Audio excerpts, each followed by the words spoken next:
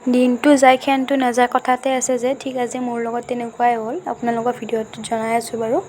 আৰু ইয়াৰ ৰাতিপুৱাই উঠিয়ে মই অকণমান ঘৰটো চাফা কৰাত লাগিলোঁ আজি লক্ষী পূৰ্ণিমা হয় আৰু ভিডিঅ'বোৰ যে বনাবও মন নাযায় দিবলৈও মন যোৱা নাই কিবা মন চনবোৰত ভালেই নালাগেচোন এইবিলাক কৰি থাকিবলৈ হ'লেও ভাবিলোঁ যে আজি অকণমান ক্লিপ ৰাখি কিনে আপোনালোকৰ মাজত দিম আৰু কাম বন কৰি আজৰি হৈ এয়া মই গা পা ধুই আহি গ'লোঁ অকণমান চাহ খাই ল'লোঁ চাহ খাই লৈ কিনে ওলালোঁ আমাৰ মন্দিৰটোলৈ বুলি তাত যিহেতু লক্ষী পূজা প্ৰত্যেকবাৰে কৰা হয় আৰু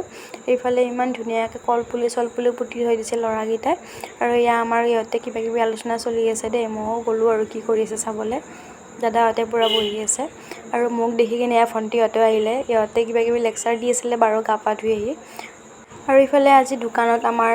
মই ভাবিলোঁ আজি যিহেতু লক্ষী পূৰ্ণিমা অকণমানতো ধুনীয়া কৰিবই লাগিব দিয়কচোন তেতিয়াহে লক্ষী আহিব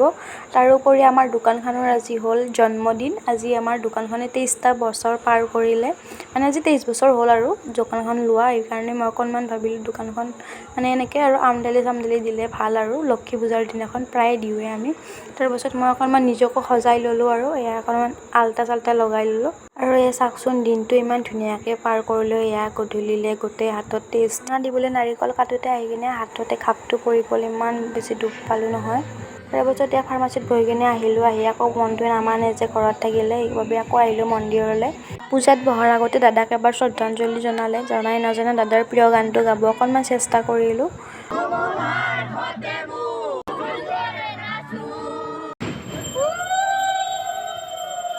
আৰু এয়া দেৱে পূজা কৰিব লাগিলে আৰু মোৰ যে আজি একদমেই মানে অৱস্থাটো বেয়া হৈ আছে ইমান বেছি তেজ গ'ল ন মই বেলেগ হোৱা হ'লে কিজানি শুই থাকিলোঁ কিন্তু মোৰ যে একদম মনে নামানে ঘৰত বহি শুই থাকিবলৈ জানা হোৱাৰে পৰা পূজাখনত আছোঁৱে আমি সেইবাবে মই বোলো বাদ দে যি হয় হ'ব পাছত এইবিলাক দেখা যাব আজিৰ দিনটো এনজয় কৰি লওঁ বাৰু